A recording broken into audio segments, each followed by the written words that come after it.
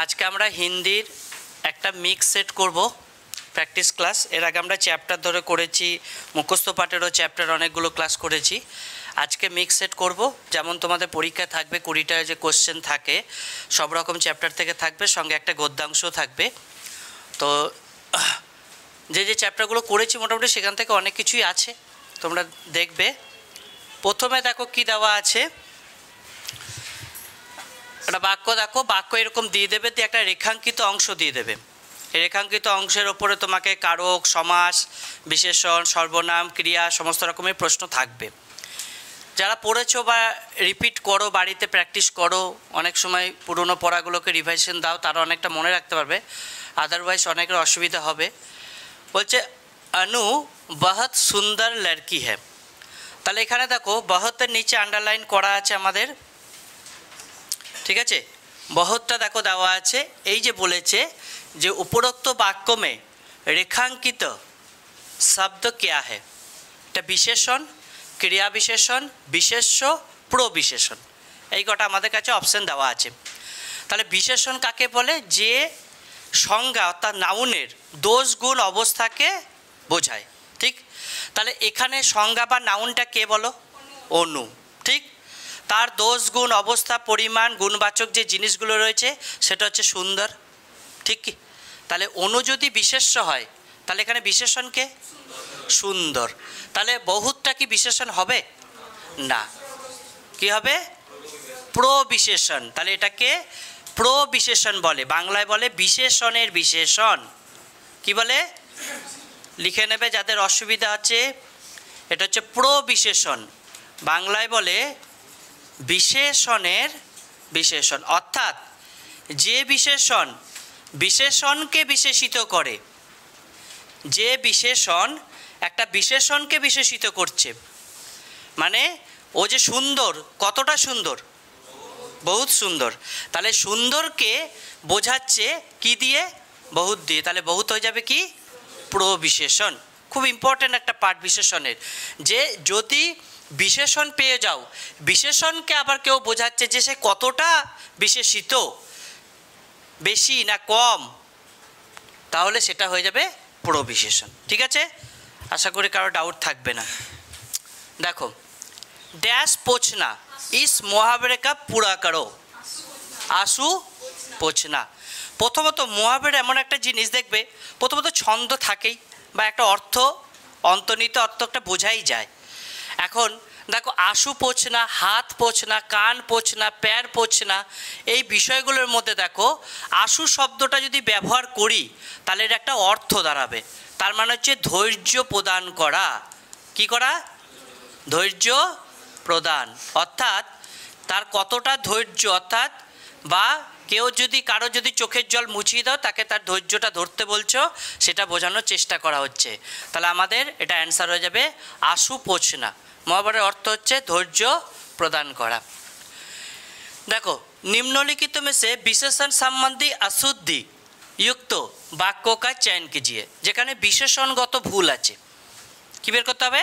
বিশেষণের ভুল। তাহলে এখানে দেখো, এই এক বড়িয়া কিতাব है, তাহলে কিতাবটা নাউন, সেটা কেমন? বড়িয়া। তাহলে এখানে বিশেষণ ঠিক আছে? আছে। তুম বহুত ধীরে স্বর মে বলতে হো, ঠিক আছে? তুম বহুত ধীরে স্বর মে বলতে হো। আচ্ছা, যখন স্বর শব্দটা থাকবে, স্বর, তখন ধীরে হবে না ধিমে হবে? ভেরি গুড, এই জায়গাটাই ভুল আছে, এটা লিখে নাও, এটা হবে ধিমে। তুম বহুত ধীমে স্বর মে বলতে হো। যখন কেউ কথা বলবে তখন ধীরে হবে না, যখন কেউ চলবে, হাঁটা চলা করছে, তখন কি হবে? ধীরে হবে। ঠিক আছে? কেউ তুম ধীরে হাঁটতে হো বা ধীরে দৌড়তে হো, ঠিক আছে, কিন্তু ধীরে বলা হবে না। এখানে ধীরে মানে হচ্ছে আস্তে, যে গলার স্বরের সাথে সম্পর্কিত, সেই জন্য এটা ভুল আছে। তুম বহুত ধীমে স্বর মে বলতে হো। ঠিক আছে? এ পিলে ফুলো কা মালা হ্যাঁ, ফুলটা পিলে, ये एक अच्छा विकल्प है। ঠিকই দেওয়া আছে। চলো, নিম্নলিখিত বাক্য में रिक्त स्थान की पूर्ति कोष्टक में दिए, कोष्टक মানে হচ্ছে ব্র্যাকেটে, বেশ, शब्दों के विकल्प में दिए गए सही विलोम शब्द कीजिए। एकदम सहज। समुद्र का विस्तार डैश है, ससीमेर विपरीत। অসীম হবে, একদম 100% কারেক্ট করবে এটাই। সসীম মানে হচ্ছে যার কোনো সীমা আছে, যার কোনো সীমা আছে অর্থাৎ যার শেষ আছে। আর অসীম মানে যার কোনো শেষ নেই। কक्षा से बाहर ড্যাশ নিয়মों का पालन करे। দেখো এখানে একই শব্দ আছে কিন্তু তার বানানগত ভুল ত্রুটি। বর্তনী শুদ্ধি যেটা আমরা শিখেছি, এখানে হচ্ছে উল্লেখিত, এটা উল্লেখিত, এটা উল্লেখিত, এটা উল্লিখিত। কোনটা হবে? এ হবে। বেশ, তাহলে আমি এটা লিখি। এটা হচ্ছে উল্লেখিত। উল্লেখিত না উল্লিখিত? লিখিত হয় না লিখিত হয়? কি হবে? নিম্নলিখিত না নিম্নলিখিত? তাহলে উল্লিখিত মানে কি? ওপরে লিখিত যেটা। উল্লিখিত মানে ওপরে যেটা লেখা আছে, বা উল্লিখিত মানে হচ্ছে যেটা উল্লেখ করে বলা হয়েছে, নির্দিষ্ট করে উল্লেখ করে লিখিত আকারে প্রকাশ করা হয়েছে। তাহলে এই বানানটা উল্লেখিত হবে না উল্লিখিত হবে? বলো কোনটা হবে? উল্লিখিত মানে যেটা নির্দিষ্ট করে লিখিত আছে। তাহলে উত্তর হবে এইটা। উল্লিখিত, লিখিত যেটা লিখিত আকারে প্রকাশ থাকবে। মনে রাখবে ছোট ছোট ভুল হয়ে যেতে পারে। উল্লেখিত কোনো কথা নেই, উল্লেখিত তো নেই, আর উল্লেখিত ক আছে, এটা হবেই না। লিখিত আকারে যেটা। অমৃত কা পাড়িয়া বাচ্চে নিম্ন में से क्या है? পীযূষ, তাই তো? চলো, অমৃত হচ্ছে পীযূষ, সোম নাকি? একদমই তাই। তাহলে হয়টা কার? হয় কার? ঘোড়া। অভ্র কার? বলো। অভ্র মানে কি? বাদল। অভ্র মানে কি? আর তোই কি? পানি। বলো বলো বলো। কি পানি তো, পানি তো অমৃত থাকে কিন্তু পীযূষতেই ভালো হয়। পানিকে অমৃত বলা যায়? অমৃত মানে বুঝতে পারছো না? পানিতে অমৃত অনেক জায়গায় থাকে কিন্তু জল ছাড়া আমরা বাঁচি না, সেই কারণে হয়তো উল্লেখ। কিন্তু বলো, মানে তোই মানে পানি, ওই জন্য বলছে, ওই জন্য বলছে যেইটা নিতে বলছে সেটা না। হয় ঘোড়া, অভ্র, বাদল বা আকাশ। পীযূষটাই আসল উত্তর হবে এটা, যেটা হবে আমাদের অমৃত। নেক্সট, उसकी महिला भी उसके साथ आई है। এর আগে আমি বলেছিলাম একবার, মহিলা শব্দটা যখন স্ত্রী বা মহিলা পত্নী এরকম ইউজ হবে তখন মহিলাটা ইউজ করবেন। उसकी पत्नी भी उसके साथ आई है। उसके पत्नी भी उसके साथ आई है। रेखांकित शब्द पर सर्वयुक्त उपयुक्त, सबसे उपयुक्त शब्द उसकी पत्नी भी उसके साथ आई है। बोलो। ভাববাচ্য, বাচ্য করেছিলাম ক্লাস, করেছি? চলো, কর্তৃবাচ্য, কর্মবাচ্য আর ভাববাচ্য তিনটে, ঠিক তো? কর্তৃবাচ্য কাকে বলছি? বলো,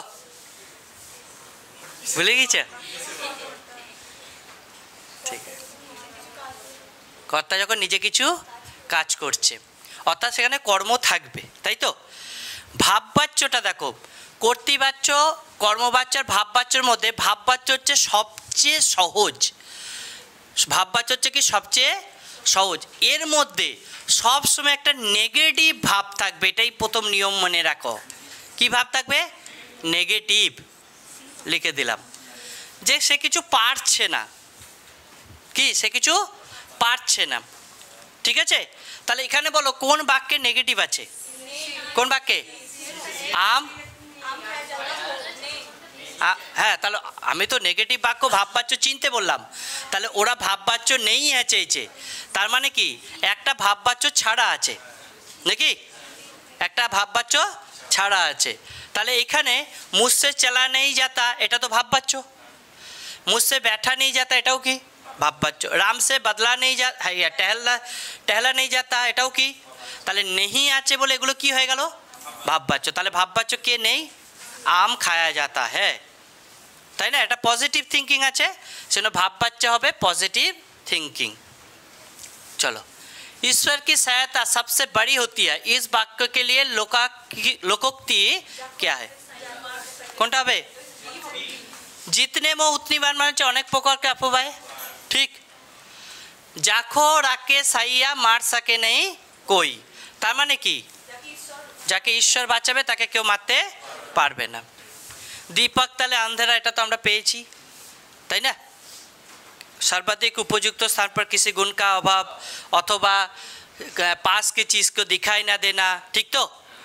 আর কি আছে ছোটা মুখ বড়ি বাত, ওই একই। জিতনে মুখ উতনি বাত মানে হচ্ছে অনেক প্রকার, ছোটা মুখ বাত মানে যে না আয় থেকে অধিক ব্যয় বা ছোটা আদমি বড় কথা বলছে সেইগুলো। ছোটা মুখ বড়ি বাত কি বলে? একদমই, মানে নিজের যোগ্যতার থেকে বেশি কথা বলা। नेक्स्ट कौन सा शब्द गुणवाचक विशेषण? गुण থাকবে, গুণ। গুণ মানে কিন্তু রং, রং একটা গুণ তো, তাই না? তার এখানে রং আছে, বাহ, লাল ফুল, এটা হয়ে যাবে গুণবাচক विशेषण। नेक्स्ट जो थोड़ा जानता हो, অল্প,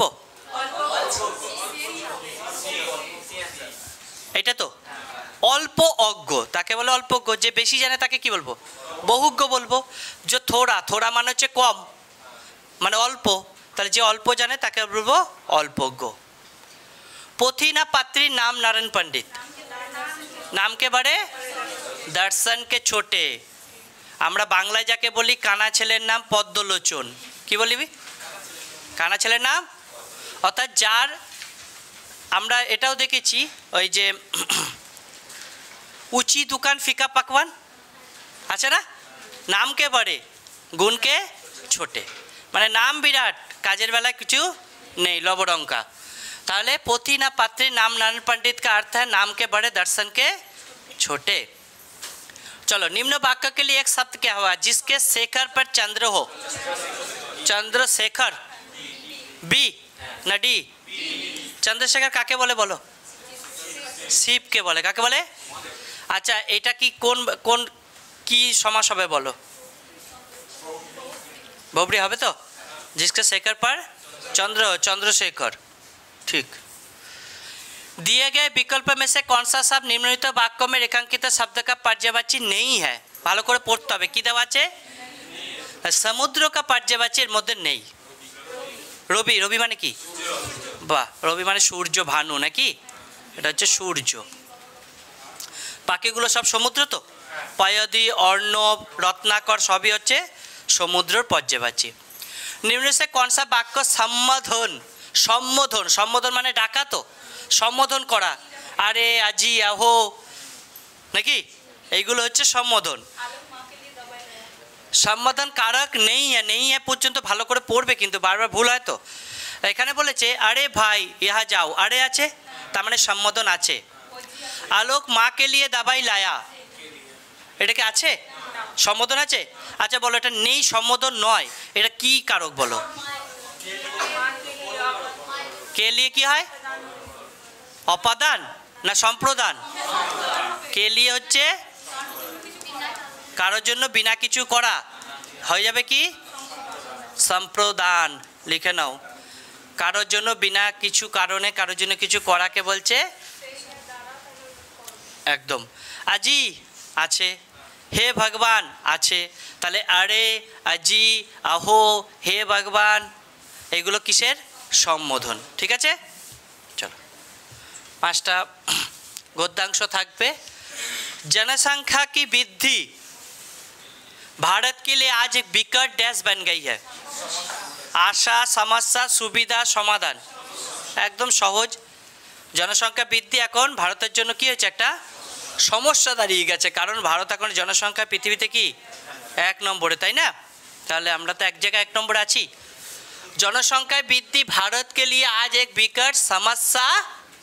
দেখো প্রথমত হচ্ছে সবকটা শব্দ এখানে বসানোরও চেষ্টা করবে, বা যদি মানে বুঝে যাও বসানো হবে না, যে না মানে বোঝে অনেক সময় বসাবে, দেখবে লাইনটা পুরো ক্লিয়ারলি তুমি বুঝতে পারবে যেটা এখানে হতে পারে।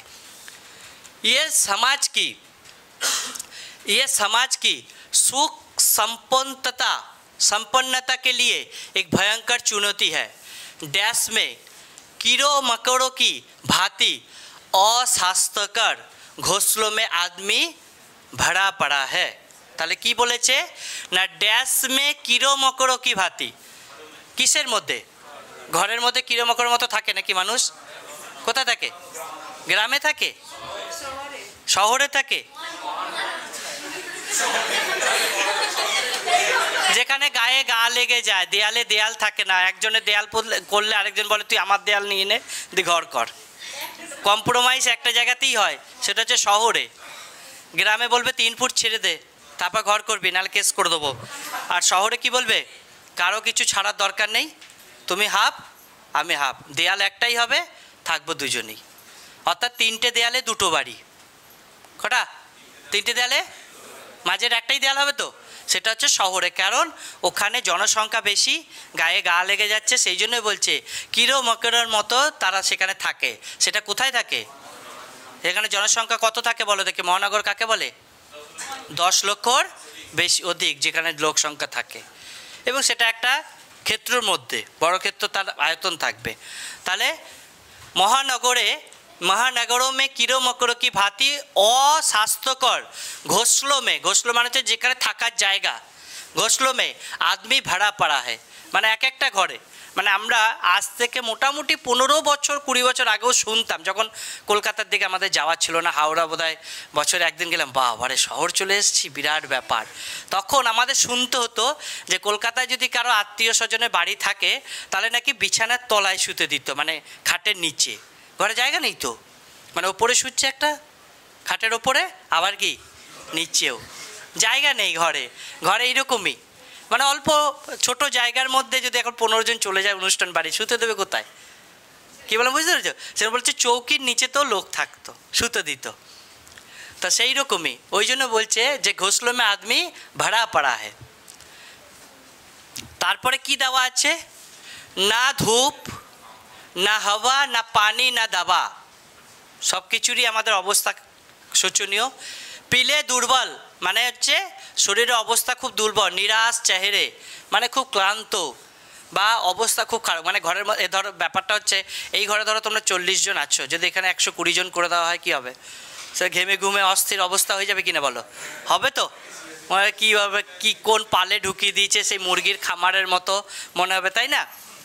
তাহলে এ সংকট অনায়াস নেই আয়া है, অর্থাৎ অত সহজে এই সংকটটা আমাদের কাছে আসেনি, একটা সময় নিয়ে নিয়ে আস্তে আস্তে এসেছে। তারপর কি বলেছে? যে संतान को ईश्वरीय डैश और वरदान मानने वाला भारतीय समाज ही इस रक्तबीज संस्कृति के लिए जिम्मेदार है। ভালো করে বোঝো, এখানে বলেছে সন্তান কো ঈশ্বরীয় কি হবে? নিদান, বিধান, আশীর্বাদ, অভিশাপ। বরদান মানে আশীর্বাদ, ভেরি গুড। তাহলে কি হবে? বিধান। নিদান মানে হচ্ছে কারণ, বিধান মানে হচ্ছে সৃষ্টি, বিধাতার সৃষ্টি। কি বলে? যে সন্তান, অর্থাৎ সন্তান ঈশ্বরীয় সৃষ্টি। কি? সন্তান ঈশ্বরীয় সৃষ্টি। और वरदान অর্থাৎ আশীর্বাদ মেনে চলা ভারতীয় সমাজ इस रक्तबीज संस्कृति लिए जिम्मेदार है। रक्तबीज মানে হচ্ছে রক্ত থেকে উৎপন্ন যে আরেকটা প্রাণী বা মানুষ, তাকে কি বলে? রক্তবীজ। তাহলে এই যে সন্তান, ছেলে বা পুত্র জন্মানোর যে স্বীকারোক্তি মানুষ ভাবে যেটা ঈশ্বরের দান। কার দান? এই কারণেই ভারতের জনসংখ্যা দিন দিন কি হয়েছে? বেড়েছে। ঠিক আছে, তাহলে এইটা খুব ইম্পর্টেন্ট। এটা হচ্ছে বিধান হবে। বিধান মানে হচ্ছে সৃষ্টি, বিধাতার সৃষ্টি, বিধান করে গেছে, এই বিধান বলে না। আর নিদান মানে হচ্ছে কারণ। আশীর্বাদ ও যেটা বললো, বরদান মানেই কি? আশীর্বাদ। এখানে আশীর্বাদ আছে, তাহলে এখানে আমি আবার কিন্তু আশীর্বাদ দিতে পারি না। ঠিক আছে, আর অভিশাপ তো হবেই না। ঠিক। নেক্সট, चाहे खिलाने को रोटी और पहनने को वस्त्र ना दे, যাই হোক খাওয়ার জন্য রুটি আর পরার জন্য জামা কাপড় নাই দিক, शिक्षा को शुल्क और रहने को छप्पर ना हो, लेकिन अधभूखे अधनंगे बच्चों की कतार खड़ी करना हर डैश अपना जन्म सिद्ध अधिकार समझता है। কি বলছে দেখো, বলছে চাহে সে খেতে দিতে পারুক, ভালো করে জামা কাপড় পরতে দিতে পারুক, কি শিক্ষা দিতে পারুক, যাই দিতে পারুক বা না পারুক, দিতে পারুক অথবা না পারুক। কি বলেছে যে बच्चों की कतार खड़ी करना हर डैश अपना समाज जन्म सिद्ध अधिकार समझता है। हर देश, हर समाज, हर आदमी, हर भारतीय। বলো এবার, আমরা আদমি গোটা পৃথিবীর সমস্যা নিয়ে সমস্যা পড়েছি না ভারতদের নিয়ে? তাহলে হার ভারতীয়।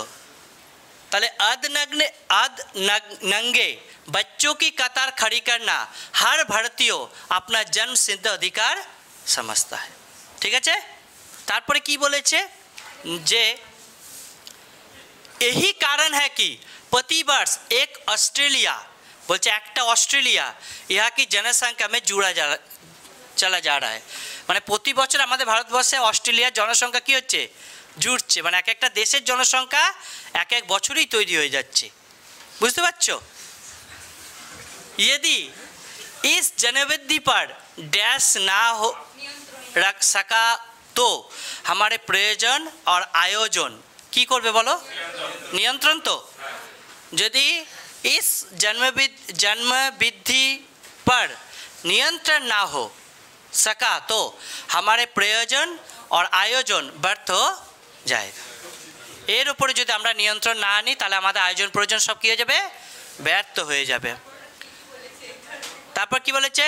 धरती पर पैर रखने की जगह नहीं बचेगी। এখন তো গায়ে গা লেগে যাচ্ছে, এরপর পায়ে পা লেগে যাবে। পা রাখার জায়গা পর্যন্ত আমরা পারবো না। ঠিক আছে? খুব ইম্পর্ট্যান্ট একটা পার্ট। যাই হোক, এই গদ্যাংশ কিন্তু ভালো করে রিডিং পড়বে, মানেগুলো বোঝার চেষ্টা করবে, আর যেগুলোতে দেখবে দুটো তিনটে নিয়ে সমস্যা হচ্ছে সেগুলোকে ওই শূন্যস্থানে বসিয়ে পড়বে, দেখবে হয়ে যাবে। ঠিক আছে?